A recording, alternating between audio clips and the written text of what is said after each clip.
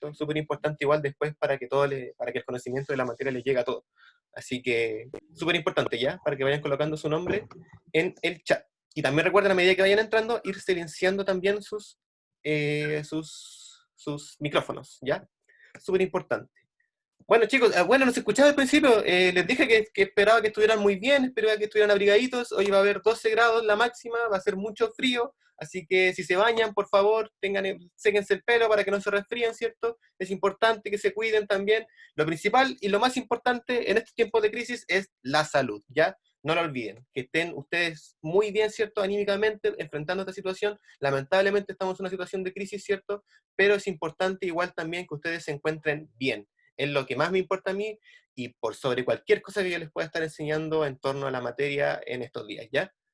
Pero eso, deseando que se encuentren muy bien, les voy a contar la historia, chicos. Les voy a hablar sobre un personaje que existió hace más o menos 600 años, más o menos. Sí, como 600 años aproximadamente. Estoy hablando del mismísimo Señor, ¿cierto? El mismísimo que va a revolucionar la iglesia, el mismísimo que hizo la Reforma Protestante. Estoy hablando del señor Martín Lutero. ¿Alguien conoce a Martín Lutero? No, pero ¿cómo no lo van a conocer? ¿No lo conocen? Bueno, yo les voy a hablar acerca de el señor Martín Lutero. Pero antes de conocer a Martín Lutero, tenemos que conocer que... ¿Sí, Iris? ¿Tú conoces a Martín Lutero? Iris, ¿tienes la mano levantada? ¿Quieres decir algo? Camila, Iris, ¿alguna? ¿No? Ah, ya no importa. Ya, bueno, no importa. No sé, pero... Profe, yo he escuchado de él, pero no lo conozco. ¿Ya? ¿Y qué has escuchado de él? Que hizo como un cambio en la iglesia, un cambio fuerte. Exacto. Un cambio revolucionario, podríamos decir, en la iglesia. El tipo fue el que incentivó la reforma protestante. ¿Y cómo lo hizo? Se los voy a contar más adelante. Pero para que ustedes entiendan el contexto que estamos viendo, recuerden que nosotros estamos viendo la unidad 1 de octavo básico, lo cual corresponde al periodo de ¿qué estamos viendo? El Renacimiento. Recuerden que estamos viendo el Renacimiento europeo. Edad Media, después viene el Renacimiento, vienen los estados modernos y la sociedad como la conocemos nosotros en la actualidad. Bien, el Renacimiento, chicos, podemos identificar tres grandes hitos que nos permiten saber que estamos hablando de Renacimiento. Uno de ellos, que es para mí por lo menos el más importante, es la caída de Constantinopla. ¿Y por qué la caída de Constantinopla?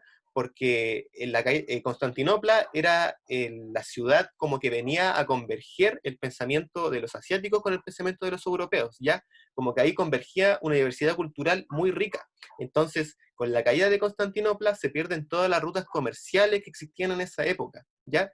Recordemos que Constantinopla cayó debido a los turcos. El imperio turco le puso un pare, ¿cierto?, a todo el tráfico económico, a todas las carrozas que se transportaban en esa época, ¿cierto?, por esa parte, y le empezó a cobrar aduanas muy caras, los cuales no podían los comerciantes poder pagar. Entonces, por lo tanto, los países tuvieron que empezar a buscar nuevas rutas comerciales, y esto desembocaría el descubrimiento de América, lo cual no es menor, ¿cierto?, que es el segundo acontecimiento que podríamos decir que estamos hablando de Renacimiento, porque el descubrimiento de América, ¿qué le va a decir a la humanidad? Que la Tierra no es plana, ¿cierto?, que la Tierra no está en el centro del universo, que hay tierras que no conocíamos, que hay lugares a los cuales no hemos explorado, y hay lugares nuevos que no conocíamos, ¿cierto? El mundo no era como lo creían, entonces cambia absolutamente la concepción del pensamiento de la época. Por lo tanto, ¿estamos hablando de Renacimiento? Sí. Y no olviden que la caída de Constantinopla provocó todo eso, fue un efecto dominó que llevó al descubrimiento de América, pero por eso, por lo menos para mí, la caída de Constantinopla es el acontecimiento más importante del Renacimiento y nunca se le da la importancia que se le da, así que yo por eso quería remarcarla.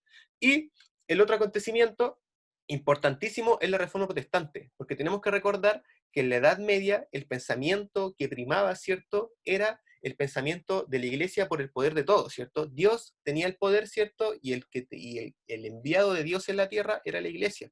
Por lo tanto, ellos tenían el poder político, el poder judicial, el poder cultural, lo tenían todo. Entonces, la gente en cierta época, a principios del siglo XVI, se empezó a dar cuenta de esto y empezó a decirle, oye, pero iglesia, cálmate, tú tienes mucho poder, amigo, tenés demasiado poder y yo necesito también poder ilustrarme. Yo como ser humano necesito comprender los dogmas de la iglesia. Y por lo tanto, ahí entra a jugar el rol de Martín Lutero. ¿Y podríamos hablar de que la Reforma Protestante fue uno de los cambios más importantes del Renacimiento? Sí, absolutamente. Pero Martín Lutero, chicos, no fue el primero que empezó a desenmascarar que la iglesia estaba cometiendo muchas atrocidades. Tenemos que recordar que la iglesia quemó brujas, ¿cierto? Hizo juicios a gente por herejía, también condenó a mucha gente, ¿cierto? Las guerras, tenemos las cruzadas también, ¿cierto? Donde se mató a mucha gente que no pensaba igual de ellos en el pensamiento religioso. Entonces, la gente empezó a criticar mucho la iglesia, y con todo esto también viene de la mano del humanismo, ¿cierto? Que es el pensamiento artístico que empieza a renacer en aquella época. Entonces, los primeros chicos que empezaron a condenar a la iglesia, ¿cierto? Más que condenarla, empezaron a criticarla, fueron dos ingleses, y mucho antes que Lutero, John Wycliffe y Joan Hus, en 1370, 1415 aproximadamente, ya estaban denunciando que la iglesia no era pura y que estaba cometiendo atrocidades que debían ser condenadas. Y los tipos, por decir eso, fueron condenados por herejes, ¿cierto? Y fueron asesinados por la iglesia en un juicio. Entonces, no, lamentablemente, ¿cierto? Ellos fueron los primeros en hablar sobre este tema, pero su final fue bastante triste, si lo pensamos, ya que, como veremos a lo largo de la clase, vamos a ver que hace mucho sentido las cosas que decía Lutero. Y Lutero también tuvo un inspirador. Este inspirador, que yo creo que es, a mi parecer, yo lo considero más importante que Lutero, porque no estoy de acuerdo con el pensamiento de las iglesias protestantes, ni tampoco la iglesia católica, tengo mi propio pensamiento, pero Erasmo de Rotterdam fue un visionario, ¿ya? ¿Y quién fue Erasmo de Rotterdam? Fue un teólogo holandés, viene de Rotterdam, ¿cierto? Su nombre lo dice, y que pregonaba de alguna manera el pensamiento austero de la iglesia. ¿Qué quiere decir con pensamiento austero? Un pensamiento que la iglesia debía estar como en lo más pobre del ser humano, como que la iglesia tenía que solamente vivir como del amor que le daban los creyentes de la iglesia, como que pregonar el dogma de la iglesia católica lo más puritanamente posible, se podría decir. Y el tipo estudió teología. Tenemos que recordar que las iglesias se fundan en la Edad Media, con el Imperio Carolingio, con Carlos II. Si alguna vez tienen tiempo y no recuerdan mucho de la Edad Media, les invito a investigar sobre el rey Carlos II, porque fue el rey más importante de la Edad Media. Fue el que le dio en la época dorada al Sacro Imperio Romano Germánico. Por lo tanto, lo considero una persona muy digna de investigar, y fue también el que creó las universidades. Y sin las universidades no hubiéramos tenido a un Martín Lutero o un Erasmo de Rotterdam. Está todo conectado. Entonces, Erasmo de Rotterdam, ¿cierto? Después de estudiar en la universidad, el tipo no quería ser un sacerdote de una iglesia en un templo y vivir de las limonas que le daba la gente todos los días. El tipo terminó sus estudios y salió a recorrer el mundo. Recorrió toda Europa, y cuando recorrió toda Europa se dio cuenta de que en todas las iglesias de todas las partes de Europa pasaba lo mismo. El cura se aprovechaba de los creyentes, se aprovechaba de que los creyentes no sabían leer ni escribir y que tenían miedo debido a que se podían ir al infierno. Entonces el tipo vivía una vida de lujos, una vida llena de muchas excentricidades, mientras que el pueblo estaba ahí con hambre, ¿cierto? Y con miedo a irse al infierno. Entonces, Erasmo de Rotterdam empezó a predicar esto de la libertad de culto, esto de darle derecho a la gente que pudiera leer la Biblia y sacar sus propias conclusiones. Entonces el tipo abrió la puerta de pensamiento para que llegara Lutero y dijera: ¿sabéis qué, amigo? Tenéis toda la razón. La verdad que la iglesia no está haciendo bien la pega. Entonces, los cambios que fue experimentando la sociedad europea hacia finales de la Edad Media terminarán por afectar hacia el siglo XVI a la unidad de la Iglesia Católica. La unidad religiosa se quebrará con la denominada Revolución Religiosa o Reforma Protestante, proceso mediante el cual la cristiandad occidental se dividirá en distintas iglesias, cada una de las cuales se postuló a sí misma como la auténtica, tales como la iglesia luterana, la iglesia calvinista y la iglesia anglicana, conocidas con el nombre genérico como las iglesias protestantes, negando toda obediencia del papado. Este tipo de críticas cobraron más relevancia con la influencia de las ideas del humanismo, basadas en una perspectiva crítica hacia las instituciones. Los humanistas, con conocimiento de las lenguas antiguas, se abocaron al estudio de los antiguos textos religiosos como la Biblia. Y efectivamente, ¿cierto? Con la revolución de las iglesias protestantes, ¿cierto? Van a surgir otras iglesias aparte de la luterana pregonando la verdad absoluta. Y esto suele pasar muchas veces en toda la historia. Por ejemplo, con el estallido social que vivimos en el 2019, probablemente muchos partidos políticos estaban diciendo que ellos tenían la verdad absoluta sobre lo que estaba ocurriendo en Chile. Lo mismo, absolutamente lo mismo estaba pasando en ese tiempo, ¿cierto?, con la iglesia. Entonces, Paralelamente a este cambio, es evidente la existencia de una situación de crisis en la organización de la Iglesia. Durante largos periodos, la corte papal pareció preocuparse más por los aspectos materiales que por los problemas espirituales. Los papas intervinieron en cuestiones políticas y económicas, y por consiguiente en las guerras que beneficiaban sus intereses. Ahí está, por cierto, los papas tenían poder político, tenían poder religioso, lo tenían todo, tenían poder económico, entonces los tipos no querían ceder ese poder, querían estrujar a la población la mayor cantidad de tiempo posible. Y Erasmo de Rotterdam, Johann Haus, ¿cierto? ¿Cómo se llamaba el otro tipo? Ya se me olvidó, Johann Wycliffe creo que se llamaba, y Lutero se dieron cuenta de esto, ¿cierto? Y lamentablemente los dos primeros fueron asesinados por la iglesia. No obstante, ¿cuál fue la gota que derramó el vaso? ¿Cuál fue el pare que le dijo a la iglesia, oye, cálmate, por favor, amigo, estás estrujando la población, cálmate un poco, amigo, por favor? Fueron las indulgencias, ¿ya? La predicación de indulgencias, para ser exactos. ¿Y qué son las indulgencias? Las indulgencias no son más que decirle a la población que sus males, ¿cierto? Que sus pecados pueden ser curados mediante la paga de dinero.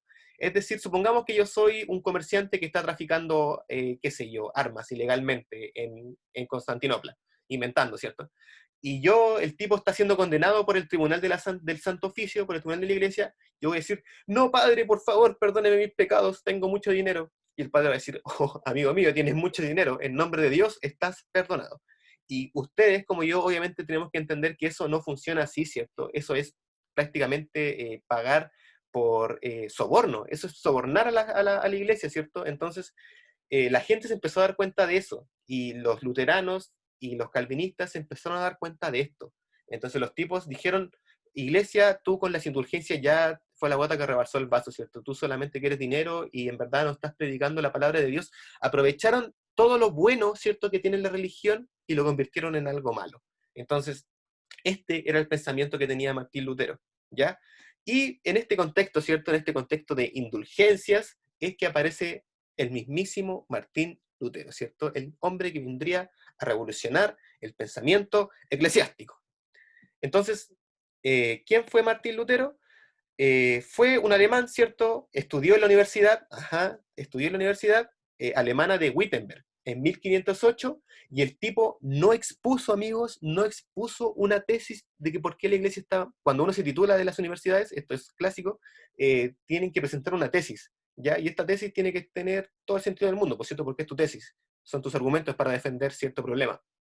Pero el tipo no presentó una tesis, presentó 95 tesis, amigo. Presentó 95 tesis a la iglesia diciéndole, amigo, todo lo que tú estás haciendo está mal. Entonces, cuando te presentan 95 tesis diciendo que estabas haciendo todo mal, la iglesia católica tuvo que haber agachado el moño y haber dicho, ahí que sí, vamos a hacer algunas reformas porque, sí, amigo, 95 tesis, amigo, está haciendo todo mal.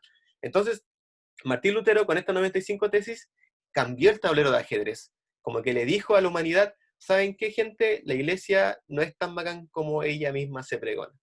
Entonces, por lo tanto, Lutero expuso estas 95 tesis y se empezaron a propagar como pensamiento renacentista, ¿cierto? Tenemos que recordar que en el Renacimiento las ciudades son el apogeo principal de la humanidad, y ahí circula el material, circula la religión, ¿cierto? Y circula el pensamiento de Lutero por todas las capitales de Europa.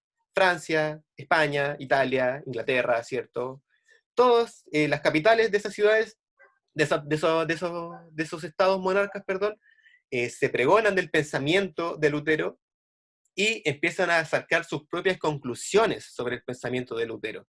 Y por eso sale la iglesia luterana, pero también había otro tipo que se llamaba Juan Calvino en Francia que dice, Lutero, sabéis que yo estoy de acuerdo contigo, pero tengo algunos pensamientos diferentes a los tuyos. Y por lo tanto sale la iglesia calvinista, y lo mismo pasa con la iglesia anglicana en Inglaterra, y en otras regiones diferentes culturas, ¿cierto? Pero las religiones protestantes más conocidas regularmente son la luterana, la calvinista y la anglicana, ¿ya? Para que lo tengan en consideración. Y, por supuesto, que la iglesia no se iba a quedar de brazos cruzados, ¿cierto? Y producto de esto, producto de esta diferencia de pensamiento entre la iglesia católica y la iglesia protestante, es que van a existir las guerras de religión, ¿ya? Y la verdad es que es bastante triste pensar de que la religión, algo que se supone que debería dar amor y esperanza en la humanidad, ¿cierto?, termina en una guerra. Pero eso suele pasar por la humanidad, ¿cierto? Cuando el conflicto no se vuelve entendible por palabras, la humanidad suele recaer, ¿cierto?, en la guerra. Esperemos que nunca lleguemos a eso, ¿cierto? Porque la guerra, tienen que tener claro, chicos, que es lo peor que les puede pasar a la humanidad. Entonces, a lo largo del siglo XVI, y a medida que se difundió el protestantismo, las guerras de religión fueron frecuentes. En lugares como Ginebra y Francia, los protestantes lucharon contra las fuerzas del Papa, el emperador y sus aliados, no solo para lograr su independencia religiosa, sino también para apoderarse de los reinos principados. En Inglaterra, las disputas entre católicos, anglicanos y protestantes causaron sangrientos enfrentamientos entre la población. La reforma afectó a la mayoría del noreste de Europa, y toda la guerra de los 30 años que se le llama, culminó con la paz de Westfalia, ¿cierto? Como que los tipos después de 30 años dijeron, ¿sabéis qué? Deberíamos dejar de pelear por la religión, lleguemos a un acuerdo y veamos qué sucede. Y con esto se creó un contrato, ¿cierto? Siempre la paz se suele firmar con contratos, de aquí en adelante vamos a ver muchos contratos, muchas paces que van a haber, y al final después vuelve la guerra igual, es el ciclo interminable de la historia humana, pero aquí llegamos con la paz de Westfalia, ¿ya? ¿Y qué decía esta paz de Westfalia? Básicamente que la iglesia se queda al mismo poder que el Estado, ¿ya? Como que antes la iglesia tenía el poder absoluto y los monarcas eran los señores feudales, pero no tenían tanto poder como la iglesia. Aquí ya no, con el nacimiento de la aristocracia y el nacimiento de la aristocracia principalmente, de los monarcas, de los reyes, la iglesia queda a la par con el Estado.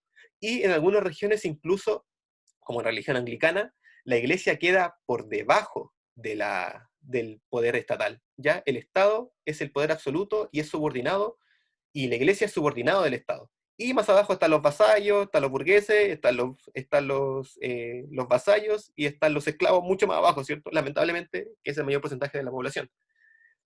Bien, entonces la paz de Westfalia llega a esta conclusión, de que la iglesia no debe estar por sobre el Estado, sino que debe estar a la par o incluso abajo. Entonces, súper importante recordarlo. Y entonces se podría decir que Lutero ganó. ¿Por qué Lutero ganó? Porque le quería quitar poder a la iglesia y lo consiguió. Y Lutero, igual hay que recordar que esto no es un factor no menor, que Lutero estaba apoyado por los aristócratas y los burgueses. Los aristócratas querían que el Estado tuviera el poder absoluto porque así ellos iban a tener el control de la población, y los burgueses querían que la iglesia tuviera menos tierras para así ellos tener más tierras y como tenían más poder económico, tener mayor control. Ya es una lucha de poder, se podría decir, entre la iglesia y también los burgueses y los aristócratas. Y los burgueses y los aristócratas fueron apoyados por Lutero. Importante factor teniendo en consideración igual, sobre todo para el pensamiento de los estados modernos que van a surgir mucho más adelante. Pero bien, entonces, ¿cuáles son todas estas iglesias que hemos estado hablando todo este tiempo? Las vamos a empezar a definir ahora y les pido absoluta atención. Y después más adelante también vamos a ver un cuadrito que les va a permitir también entenderlo todo, porque yo sé que encontrar las diferencias entre las tres iglesias es un poco difícil. Y no solamente se tiene que quedar con las palabras que estoy diciendo yo, sino que también tiene que investigar con sus propias palabras. ¿Ok? Súper importante eso. Entonces, la reforma luterana se fundamenta en tres principios básicos: la salvación por la fe y no por las buenas obras, el sacerdocio universal y la autoridad de la Biblia, ¿ya?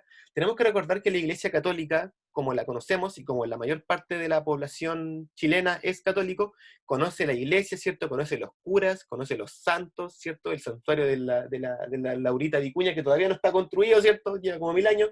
El santuario del Padre Hurtado, ¿cierto? Una figura emblemática de la religión en la historia de Chile. Son personajes que la Iglesia Católica rescata y los guarda como santos, ¿ya?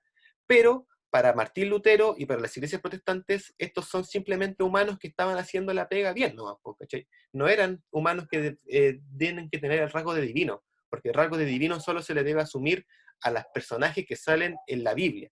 La Biblia es el libro fundamental para los luteranos y cualquier cosa que esté fuera de la Biblia no es admisible. Oye, esta música no está en la Biblia, no es admisible. Oye, este personaje de la religión católica no está en la Biblia, no es admisible. Entonces, ese era el pensamiento luterano y calvinista. Entonces, se basa en el concepto de la justificación por la fe, que negaba cualquier teoría romana u ortodoxa respecto a los méritos de los personajes aplicables a la salvación. ¿Ok? Afirmaron el valor único de las escrituras a través de su libre lectura e interpretación.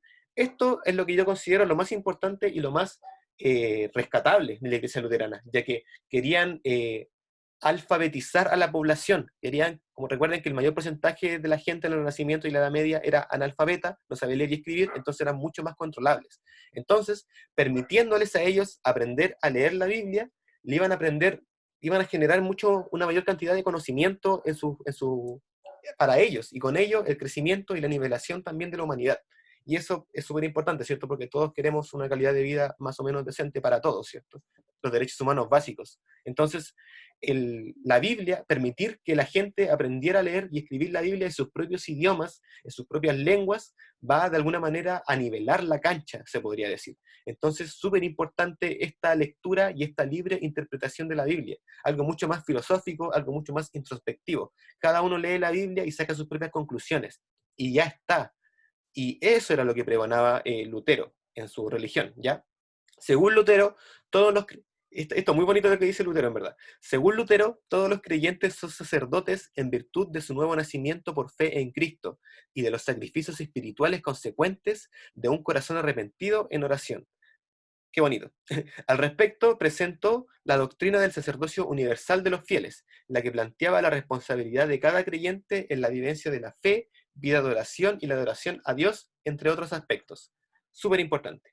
Pero va a llegar la contraparte, ¿cierto? El archienemigo de Lutero, no, en verdad eran amigos, pero tenían diferencias de pensamiento, que es Juan Calvino, un francés que le dijo a Lutero, ¿sabéis qué? Yo estoy de acuerdo con tu iglesia, pero yo voy a pregonar algunas cosas diferentes. Las ideas de Calvino sobre la salvación, surgidas a partir de los estudios de las Escrituras, eran más radicales que las de Lutero, pues sostenía la predestinación, la cual hace referencia a la elección efectuada por Dios de quienes serían salvados desde antes de la fundación del mundo. O sea que el tipo decía que ya estaba todo listo, no había nada que hacer. Si tú eres bueno, o sea, Dios ya había dicho que tú eres bueno y tú eres malo. Entonces, el tipo era mucho más estricto. Por lo tanto, la fe sería un don que Dios entregaría solo a los escogidos, quienes por gracia poseerían seguridad de la salvación eterna. De igual manera, Calvino mantenía varios aspectos doctrinarios que planteaba Lutero, e incluso profundizó aún más en ellos. En 1540, Calvino se trasladó a Ginebra, ciudad que había optado por un culto reformado. Predicó una religión muy exigente en el plano moral. Para los calvinistas, el trabajo es un servicio a Dios y debe realizarse con afán. Este bien de producir riqueza. O sea, está bien producir riqueza, pero hay que vivir con austeridad. El éxito es un indicio de pertenecer a un grupo de los salvados, y por lo tanto, como perteneces a un grupo de los salvados, debes otorgar de alguna manera tu éxito a la voluntad de Dios y agradecerle a Dios por el éxito que tú estás teniendo. Y en ese aspecto, vivir con austeridad era aportar la mayor cantidad posible que pudieras a la iglesia, ¿cierto? Vivir, por ejemplo, yo podía volverme millonario, pero como soy austero, voy a donar todo mi dinero a funciones, a cosas. Si yo quiero hacerlo, ¿cierto? Voy a donar todo mi dinero. O también puedo hacer que este dinero produzca más dinero, pero siempre todo en función del bien común que es la religión. Entonces, súper importante igual. Y recuerden esto, Calvino era mucho más estricto que Lutero, ¿ya? Y también por su parte surge otra religión que para mí es la que siento que hace más sentido, siento que es como la más inteligente y es por la que yo hubiera optado probablemente en ese tiempo, que es la iglesia del anglicanismo, ¿ya? Que la cual se organizaría jerárquicamente como la iglesia católica, ¿ya? Ellos no, si igual tienen que recordar que Lutero y Calvino no estaban en contra de la religión, no eran ateos ni mucho menos, eran fervientes creyentes, pero no creían en la iglesia católica. Pero ellos estaban de acuerdo con que la Iglesia Católica hacía cosas buenas, entonces tampoco, probablemente quizá en las guerras de los 30 años, habían católicos que reconocían que la Iglesia había hecho cosas malas, pero eso no quería decir que debíamos entregarnos al paganismo, como ellos lo veían en esa época, ¿cierto? Que era la Reforma Protestante. Entonces, por eso defendían probablemente la Iglesia Católica. Bueno, y por su parte, el anglicanismo, que es la tercera religión que surge, se organizaría jerárquicamente como la Iglesia Católica, con obispos, sacerdotes que pueden contraer matrimonio, pero separados de la autoridad papal, donde su máxima autoridad es el rey, ¿ya? Existen los sacerdotes, existen los curas, ¿cierto? Pero los curas pueden casarse, ¿cierto? Pero su autoridad no es el papa, es el rey del lugar en el cual están viviendo. El lugar en el cual están viviendo es Inglaterra.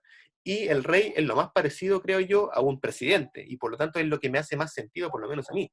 Entonces, la Iglesia estaría, por lo tanto, sometida al poder del Estado.